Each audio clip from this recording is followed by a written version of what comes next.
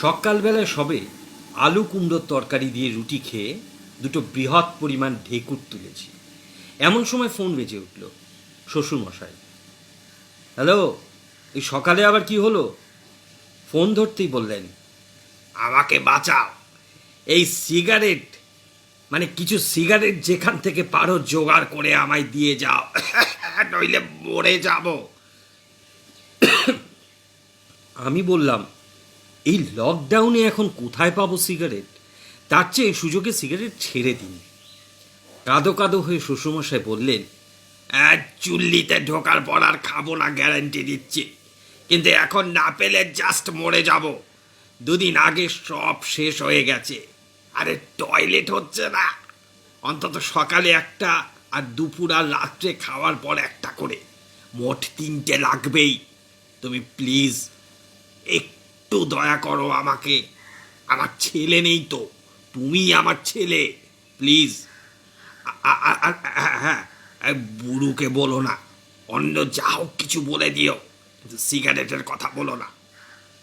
খুব মায়া হলো বুড়োর ওপর। একটা মুদি দোকানে সিগারেট বিক্রি করে জানি, সেখানে ট্রাই করলাম। জামা প্যান্ট ছাড়া শুরু করেছি। বউ এসে বলল, কোথায় বেরোচ্ছ? আমি গম্ভীর গলায় বললাম, তোমার বাবার একটা ওষুধ কিনে দিতে হবে, ফোন করেছিলেন। বউ অবাক হয়ে বলল, বাবার ওষুধ মানে? ইয়ার কি নাকি? আমি 1 মাসের সমস্ত ওষুধ মা ইসবগুল পর্যন্ত কিনে দিয়ে এসেছি। কি ওষুধ? বেশ ফ্যাচাঙে পড়া গেল তো। এদিকে আবার সিগারেটের কথাও বলা যাবে না। বললাম, সে অন্য ওষুধ, ওই ওই ওই কিট। তিনি ভুরু ব্যাপক কুঁচকে বললেন, কিট মানে? কিসের কিট? আমি জলে ডুবে যাচ্ছি। উফ, এই মহিলা যে কেন উকিল হলেন না! প্রতিভার কি বিপুল অপচয়! এই সময় দেওয়ালে একটা ফুটফুটে বাচ্চার ছবি দেখে মনে ভেসে এলো যেন আমি বাঁচার জন্য খড়কুটো পেয়ে গেছি। টিভিতে শুভশ্রীর একটা মনে পড়ে গেল। বললাম, ওই প্রেগন্যান্সি টেস্টের কিট। ঘরে অ্যাটম বোমা পড়ল। বউয়ের চোখ গোল হয়ে স্থির হয়ে গেল।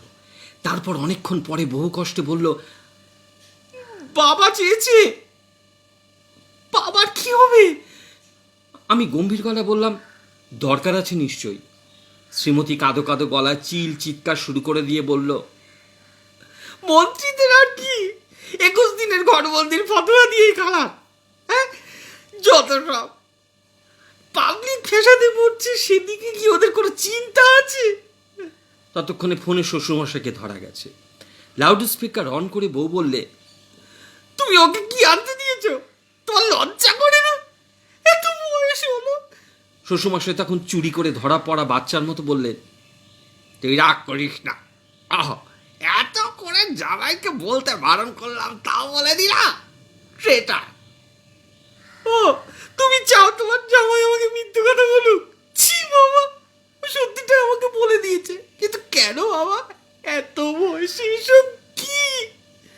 শ্বশুর মশাই বোঝানোর ভঙ্গিতে বললেন, দেখ ডুডু, আমি ডাক্তার বাবুকে জিজ্ঞেস করেছি, ডাক্তার বাবুর পারমিশন নিয়েই। তুমি তুমি এসব ডাক্তার বাবুকে জিজ্ঞেস করেছো বাবা? তোমার কি বুড়ো বয়সে বিব্রতি হলো? তোমার তোমার তোমার পাঁচ, আমার কি বলি আমি তোমাকে, আমার পা জড়িয়ে কাঁদতে ইচ্ছে করছে। এখন লোকের কাছে মুখ দেখাবো কেমন করে? শ্বশুরমশাই বললেন, ঠিক আছে, তুই যখন এত কষ্ট পাচ্ছিস, তখন এবার থেকে ছেড়ে দেবো আমি, প্রমিস। কাঁদো কাঁদো স্বরে তার মেয়ে বলল, কিন্তু এখন কি হবে বাবা, যদি পজিটিভ হয়? উফ, লজ্জায় মরে যায়। আমাকে নিজ্ঞাত আত্মহত্যা করতে হবে। তুমি এক্ষুনি মাকে ডাকো, মামির সঙ্গে আমার কথা বলতে হবে। আমি বুঝলাম এবার আমাকে বেরোতে হবে, এখানে থাকা নিরাপদ নয়। বললাম, এই তুমি কথা বলো, আমি বেরোচ্ছি। হ্যাঁ, দরজাটা বন্ধ করে দিয়েছ। নিজের বৃদ্ধ বাবা মায়ের এই কাণ্ড কারখানায় বউ লজ্জায় আমার মুখের দিকে তাকাতে পারল না। এই ছোট্ট নাটিকাটি আমার ফেসবুক ফ্রেন্ড বিশ্বপতি বাবুর থেকে সংগ্রহ করা। তাকে অনেক ধন্যবাদ, এবং উনি পেয়েছেন শ্রী পি কে সিনহার সৌজন্যে। নমস্কার।